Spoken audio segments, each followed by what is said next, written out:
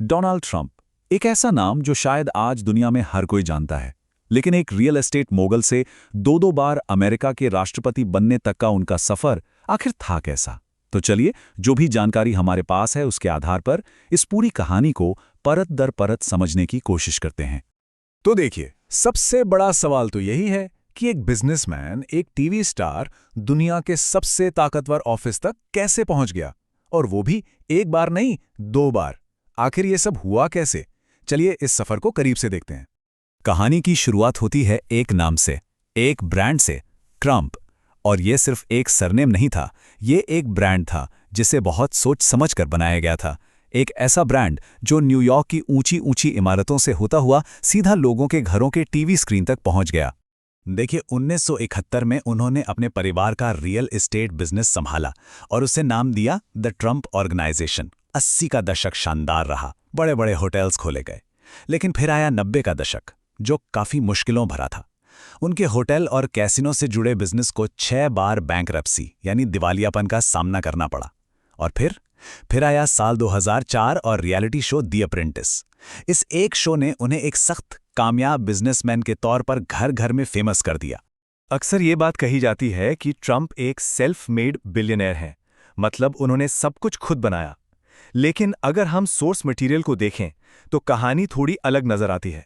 उसके मुताबिक उन्हें अपने पिता के रियल एस्टेट एम्पायर से आज के हिसाब से करीब 413 मिलियन डॉलर्स मिले थे, और यही पैसा उनकी शुरुआती कामयाबी की एक बड़ी वजह बना।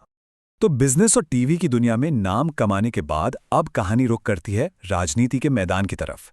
एक ऐसा इंसान जिसे पॉलिटिक्स में बिल्कुल बाहर ही माना जाता था, वो व्हाइट हाउस के दरवाजे तक पहुंचा कैसे, ये अपने आप में एक अलग ही कहानी है। उनका पॉलिटिकल सफर आप कह सकते हैं किसी रोलर कोस्टर राइड से कम नहीं था। सालों तक उनकी पार्टी बदलती रही।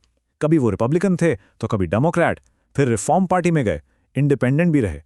इससे एक बात तो साफ है कि वो किसी एक पारंपरिक राजनीतिक विचारधारा से कभी बंधे नहीं रहे। और फिर आया 2016 का चुनाव, जिसके नतीजे बहुत ही चौंकाने वाले थे। देखिए, वोट तो ज्यादा लोगों ने हिलेरी क्लिंटन को दिए थे, लेकिन अमेरिका का जो चुनावी सिस्टम है, जिसे इलेक्टोरल कॉलेज कहते हैं, वहां ट्रंप को 304 वोट मिले और वो जीत गए। अमेरिकी इतिहास में वो 5वें ऐसे राष्ट्रपति बने जो पॉपुलर वोट हारने के बाद भी प्रेसिडेंट बने। अब बात करते हैं उनके पहले कार्यकाल की। ये एक ऐसा दौर था जिसमें काफी उथल-पुथल रही। इस दौरान कुछ बहुत बड़े और साहसी नीतिगत फैसले लिए गए, तो उन फैसलों का जबरदस्त विरोध भी हुआ।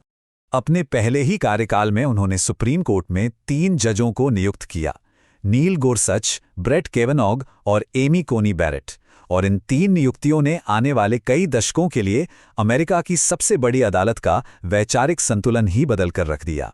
इतना ही नहीं, उनके एडमिनिस्ट्रेशन ने पर्यावरण की सुरक्षा से जुड़े 100 से भी ज्यादा फेडरल नियमों को या तो हटा दिया या उन्हें काफी कमजोर कर दिया। ये उनकी अमेरिका फर्स्ट एनर्जी पॉलिसी का एक बहुत बड़ा हिस्सा था। उनकी कुछ नीतियां तो बहुत ही ज्यादा चर्चा में रहीं, जैसे 2017 में टैक्स में बड़ी कटौती करना, पेरिस क्लाइमेट अग्रीमेंट से अमेरिका को बाहर निकाल लेना, कुछ मुस्लिम बहुल देशों पर ट्रैवल बैन लगाना और चीन के साथ एक बड़ा ट्रेड वॉर शुरू करना। इन सभी फैसलों का न सिर्फ अमेरिका पर बल्कि पूरी दुनिया पर बहुत गहरा असर पड़ा। लेकिन उनका कार्यकाल सिर्फ नीतियों और फैसलों तक ही सीमित नहीं था। ये दौर कानूनी और चुनावी चुनौतियों से भी भरा रहा।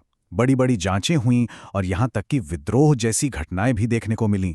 उन पर 2 बार महाभियोग यानी इम्पीचमेंट चलाया गया। ये राष्ट्रपति को पद से हटाने की एक प्रक्रिया होती है।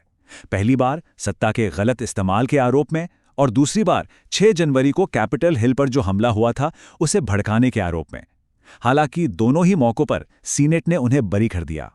याद है 2016 के चुनाव में रूस के दखल की बात हुई थी? उस पर एक बड़ी जांच हुई जिसे मुलर रिपोर्ट के नाम से जाना जाता है। रिपोर्ट का नतीजा ये निकला कि ट्रंप के कैंपेन और रूस के बीच किसी साजिश के कोई ठोस सबूत नहीं मिले। लेकिन हाँ, रिपोर्ट में यह भी कहा गया कि हो सकता है ट्रंप ने जांच में रुकावट डालने की कोशिश की हो। फिर आया 2020 का चुनाव, जिसे वो जो बाइडेन से हार गए। इसके बाद उन्होंने और उनके सहयोगियों ने नतीजों को चुनौती देते हुए दर्जनों कानूनी मामले दायर किए, लेकिन लगभग सारे के सारे केस खारिज कर दिए गए। कम से कम 86 अलग अलग जजों ने उनके दावों को मानने से इनकार कर दिया। और राष्ट्रपति पद छोड़ने के बाद भी उनकी कानूनी मुश्किलें कम नहीं हुईं। यौन शोषण और बिजनेस फ्रॉड जैसे मामलों में उन्हें जिम्मेदार ठहराया गया। और फिर मई 2024 में एक ऐसा फैसला आया जिसने इतिहास बना दिया। उन्हें बिजनेस रिकॉर्ड में हेराफेरी के 34 मामलों में दोषी पाया गया, और इसके साथ ही वो अमेरिकी इतिहास में किसी अपराध के लिए दोषी ठहराए जाने वाले पहले राष्ट्रपति बन गए। और अब कहानी के सबसे अप्रत्याशित, सबसे हैरान करने वाले मोड़ पर आते हैं। इतनी सारी कानूनी चुनौतियों और विवादों के बावजूद उनकी सत्ता में वापसी, उनका दूसरा कार्यकाल, आखिर ये कैसे हुआ और दुनिया ने इस पर क्या कहा? 2024 के राष्ट्रपति चुनाव में उन्होंने कमला हैरिस के 226 वोटों के मुकाबले 312 इलेक्टोरल वोट्स के साथ एक जबरदस्त जीत हासिल की और एक बार फिर व्हाइट हाउस में अपनी जगह पक्की कर ली। उनके दूसरे कार्यकाल की शुरुआत भी उतनी ही धमाकेदार और विवादास्पद रही। आते ही हजारों सरकारी कर्मचारियों को नौकरी से निकाला गया, 6 जनवरी के दंगों में शामिल सभी लोगों को माफी दे दी गई और दुनिया के ज्यादातर देशों पर भारी भरकम टैरिफ लगा दिए गए। और तो और उन्होंने ईरान पर अमेरिका इजरायल के जॉइंट हमलों को भी मंजूरी दे दी। इसी दौर में एक शब्द और भी ज्यादा पॉपुलर हो गया, ट्रम्पिज्म।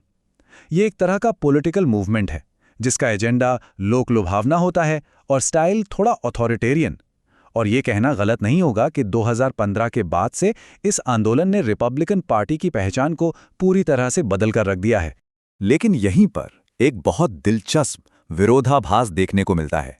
एक तरफ तो उनकी चुनावी जीत है और दूसरी तरफ इतिहासकारों और विद्वानों ने उनके पहले कार्यकाल को बहुत ही नेगेटिव नजरिए से देखा है। कई बड़े बड़े सर्वे में उन्हें अमेरिकी इतिहास के सबसे खराब राष्ट्रपतियों में गिना गया। तो आखिर में ये सब हमें एक बहुत बड़े सवाल पर लाकर छोड़ देता है। इतिहास एक ऐसे लीडर को कैसे देखेगा, कैसे याद रखेगा, जिसे विद्वान तो असफल मानते हैं लेकिन जनता बार बार चुनकर सत्ता में भेजती है?